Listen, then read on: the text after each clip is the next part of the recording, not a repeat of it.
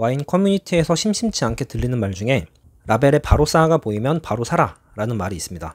틀린 말은 아니에요. 그런데 바로사 라벨도 두 종류가 있습니다.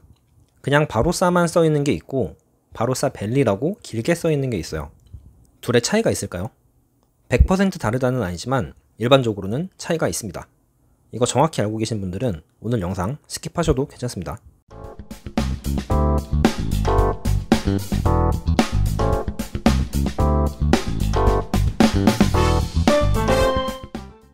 안녕하세요, 디바인입니다. 오늘의 주제는 호주 와인, 그 중에서도 바로사 지역 와인 제대로 알기입니다.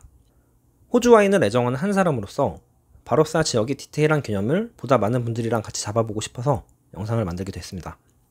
일단 바로사 밸리에 대한 얘기를 할게요. 바로사 밸리가 왜 유명하냐? 여기는 호주 올드바인의 천국이에요.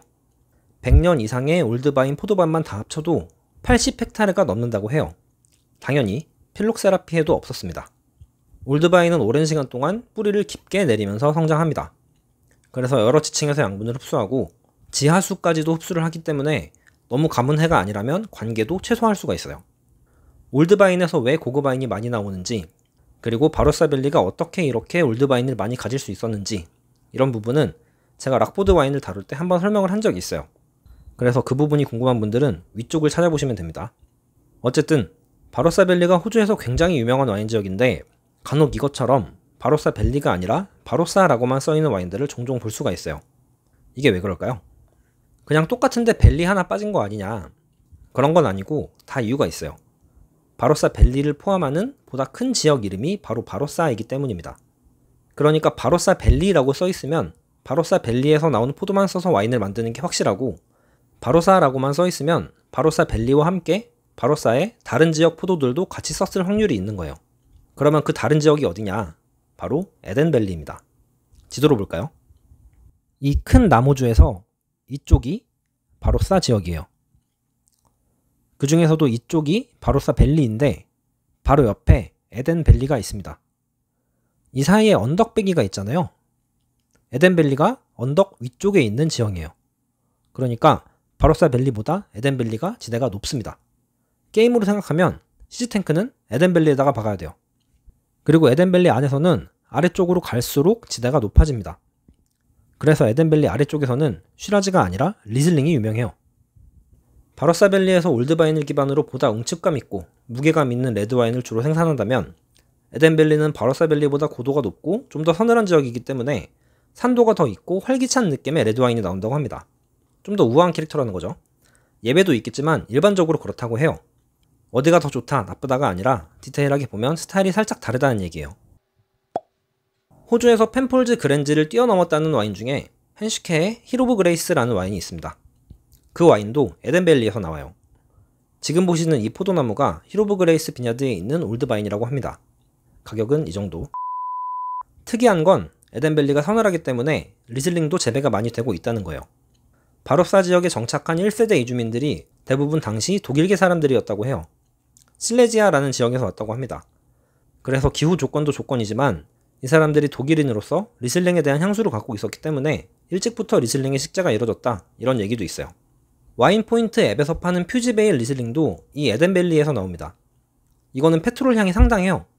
저는 테니스공 냄새라고 표현을 하는데 그런 특정 향의 교보제로 쓸 수 있을 정도니까 관심 있는 분들은 참고를 해보세요.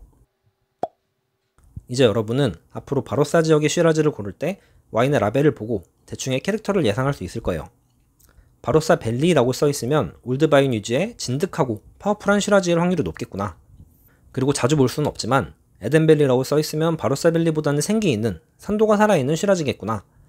마지막으로 그냥 바로사라고 써있으면 바로사 밸리와 에덴밸리의 포도를 섞었을 확률이 높겠구나 라는 정보를 알 수가 있는 거예요. 그런데 그냥 바로사라고 써있는 와인에도 세 가지 경우의 수가 있습니다. 첫째는 고급 블렌디드 와인으로서 바로사 밸리와 에덴밸리 두 지역의 균형미를 추구한 경우. 둘째는 프랑스 론 지역의 꽃드디론처럼 고만고만한 두 지역의 포도를 섞어서 쓴 가성비 와인인 경우. 셋째는 사실 바로사 밸리인데 그냥 바로사로 쓰는 경우. 이런 경우들이 있어요. 일단 첫 번째 예시를 먼저 보여드릴게요. 토브렉의 스투르이라는 와인이 있습니다. 전에 데이비 파웰을 다룰 때 언급한 와인인데 이걸 보면 바로사라고만 써있어요. 같은 와이너리에서 나오는 우드커터스 슈라즈는 바로사벨리라고 써있죠. henschke에서 나오는 케이튼 유포니엄도 바로사라고만 써있습니다. 두 지역 포도를 섞는다는 거죠. 그런데 개념이 좀 고급이에요. 스투르이는 80년 수령의 바로사벨리 올드바인과 40년 수령의 에덴벨리 올드바인 슈라즈를 블렌드를 해서 만드는 와인이에요. 케이튼 유포니엄도 비슷해요. 바로사벨리와 에덴벨리의 50년 수령의 올드바인에서 나온 여러 품종의 포도를 블렌드를 해서 만드는 와인입니다. 품종 구성은 다르지만 둘 다 각 지역의 때로와와 올드바인을 섞는다는 개념이에요. 이 와인들이 완전 고급 와인까지는 아니어도 현지가 $50 전후에 있는 중급 와인 정도는 되거든요. 때로와를 블렌딩한다는 거, 그리고 그걸 올드바인으로 만든다는 거는 뉴월드 와인 중에서도 바로사 지역이니까 나올 수가 있는 개념이에요. 구대륙으로 예를 들면 프랑스에서 지공다스 올드바인이랑 CDP의 올드바인을 섞는 거랑 다를 게 없어요. 그런데 프랑스는 이렇게 와인을 만들면 암만 좋은 밭에 좋은 포도를 썼다고 해도 프랑스의 와인 법령상 와인이 아랫등급인 꼬뜨디론으로 나와야 돼요. 특정 때로와 개념을 중요시하는 프랑스 입장에서는 이런 발상 자체가 말이 안 되는 거예요. 그래서 이런 블렌드는 호주에, 그것도 올드바인이 많은 바로사 지역의 와인이기 때문에 가능한 개념이다. 이렇게 알아두시면 될 것 같아요. 둘째로 꼬뜨디론처럼 가성비 와인의 방향성을 가지는 경우. 이마트에서 국민 와인으로 미는 와인 중에 피터르만 바로산 슈라즈라는 와인이 있어요. 이런 경우는 바로사 지역의 포도를 섞어서 가성비 와인으로 만드는 개념이에요. 물론 그 안에서 괜찮은 걸로 선별을 하겠지만 기본적으로 좋은 포도밭에 좋은 포도들은 고급 와인들에 쓰고 좀 고만고만한 포도들은 이제 이런 엔트리급으로 빠지는 거예요. 이거를 어떻게 하느냐? 당연히 가격을 보면 압니다. 이런 게 다 가격에 반영이 되기 때문이에요. 3만원 미만에서 바로사만 써있는 호주 와인들은 대부분은 이런 식으로 만들어진다고 보시면 거의 맞아요. 물론 그 중에서도 피터르만 같은 경우는 진짜 가성비 좋게 잘 뽑아내는 생산자니까 데일리급으로 추천을 합니다.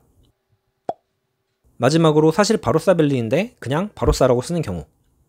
엘더튼이라는 와이너리에 커맨드 슈라즈라는 와인이 있습니다. 이거는 식재한 지 120년이 넘은 올드바인 단일 포도밭에서 와인을 만들어요. 이것도 굉장히 인정을 많이 받아온 와인입니다. 이 포도밭이 바로사벨리 안에서도 누리우트파라는 세부 지역에 위치해 있어요. 정확히 바로사벨리 안에 있는 거죠. 그런데 이 와인은 바로사라고만 쓰고 있어요. 일반적으로는 앞에 두 경우로 설명이 가능한데 예외적으로 이런 경우가 좀 있어요. 그래서 이건 그냥 이런 경우도 있다 라고만 알아두시면 될 것 같아요. 바로사라고만 써있는 와인 중에도 바로사벨리 단일 지역 와인이 있다는 거, 이거는 가볍게 알아주세요. 그래서 바로사와 바로사벨리는 다르다는 거, 그리고 바로사 안에는 바로사벨리와 에덴벨리가 있다는 거, 이것만 알아가셔도 라벨을 볼 때 도움이 될 거라고 생각합니다. 올드바인 슈라즈를 고집하는 분들이라면 바로사보다는 바로사벨리가 써있는 와인을 고르는 게 보다 확실하겠죠. 지금까지 잘 보셨으면 아시겠지만 저는 지금 바로사벨리가 바로사보다 윗등급 와인 개념이라는 말을 하는 게 아닙니다. 호주 와인은 구세계 와인과 다르게 얼마나 세부적인 지역에서 와인이 나왔느냐가 고급 와인의 척도가 아니에요. 심지어 그 훌륭하다는 펜폴즈 그랜지도 그 큰 남호주 지역 안에서 지역마다의 블렌드를 거치는 와인이에요. 호주 대장이라는 그랜지가 론식으로 말하면 꼬뚜디론 등급이고 부르고뉴식으로 말하면 레지오널 등급이라는 겁니다. 호주는 신대륙 와인 국가이기 때문에 지역으로 와인의 수준을 판단하기보다는 생산자의 방향성에 초점을 맞춰서 와인을 바라보는 게 합리적이라는 거, 이게 오늘의 와인썰 포인트입니다. 참고가 되기를 바랍니다. 저는 다음에 또 다른 와인 이야기로 찾아뵙겠습니다. 아는 만큼 보인다, 아는 만큼 맛있다. 지금까지 디바인이었습니다. 감사합니다.